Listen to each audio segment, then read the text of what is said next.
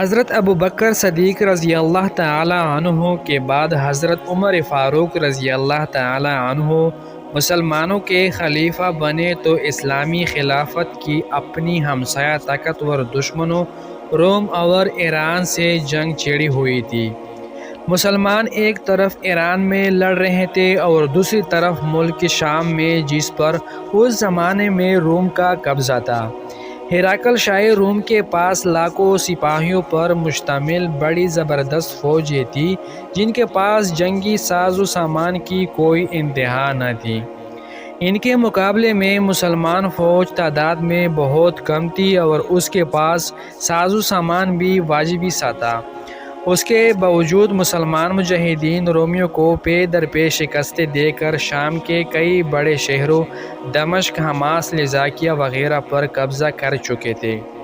شاہ روم ہرقل اپنی فوج کا حوصلہ بڑھانے کے لیے خود شام آ کر انطاکیہ میں مقیم ہو گیا تھا۔ دمشق، حماس وغیرہ میں شکست کھا کر جو رومی وہاں سے بھاگے تھے انہوں نے انطاکیہ پہنچ کر ہرقل سے فریاد کی کہ عربوں نے سارے شام کو رون ڈالا ہے، ہم نے ان کو روکنے کے لیے کوئی کسر اٹھا نہیں رکھی لیکن وہ سیلاب کی طرح آگے ہی آگے بڑھ رہے ہیں، ان کو روکنے کی آپ ہی کوئی تدبیر کریں۔ اس فریاد پر ہرقل نے ان میں سے چند ہوشیار اور معزز آدمیوں کو دربار میں طلب کیا اور ان سے پوچھا کہ تم وہی ہو جنہوں نے ایرانیوں اور ترکوں کو ناکو چن چبوائے؟ اب ایک خانہ بدوش قوم نے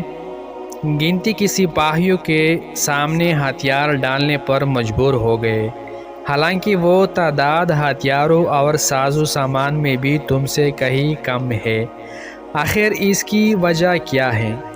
اس پر سب نے شرم سے سر جھکا لیے اور کسی نے کوئی جواب نہ دیا۔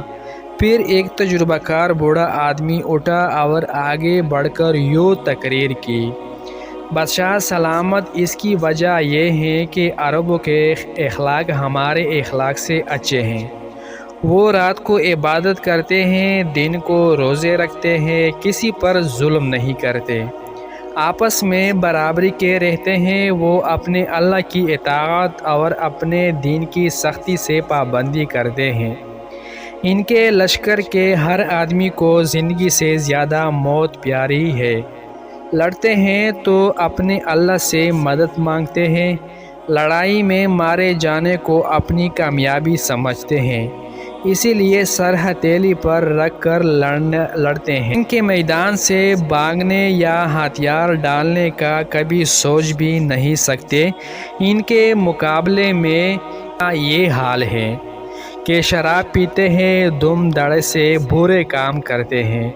اس کا نتیجہ یہ ہے کہ ہمارا ہر کام ہمت اور استقلال سے خالی ہوتا ہے اور عربوں کے ہر کام میں جوش اور استقلال پایا جاتا ہے۔ یہ تقریر سن کر ہرقل نے سر جھکا لیا۔ بوڑھے رومی نے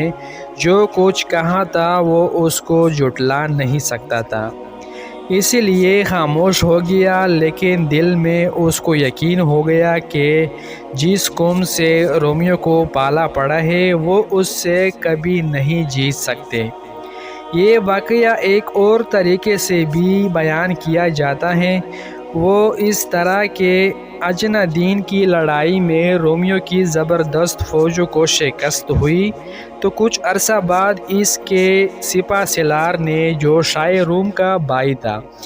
ایک عیسائی عرب کو مسلمانوں کے لشکر میں یہ معلوم کرنے کے لیے بھیجا کہ ہر لڑائی میں مسلمانوں کی فتح کا کیا راز ہے۔ وہ شخص مسلمانوں کے لشکر میں آ کر گل مل گیا اور کئی دن تک ان کے ساتھ رہ کر دیکھتا رہا کہ مسلمان دن رات کیسے گزارتے ہیں۔ انہوں نے دیکھا کہ مسلمان پانچوں وقت پابندی سے نماز پڑھتے ہیں، رات کو دیر تک عبادت کرتے ہیں، ہر شخص اپنے امیر کا دل و جان سے فرمانبردار ہے، امیر بھی اپنی بڑائی نہیں جتاتا، ان کے ساتھ بیٹھ کر کھانا کھاتا ہے، سب ایک دوسرے کے ساتھ محبت کرتے ہیں، سچ بولتے ہیں، جھوٹ سے نفرت کرتے ہیں۔ اس شخص نے واپس جا کر اپنے سپہ سالار کو یہ باتیں بتائی تو بے اختیار اس کے منہ سے نکلا، جس قوم میں یہ صفتیں ہو اس کا مقابلہ کرنا اپنی موت کو دعوت دینا ہے۔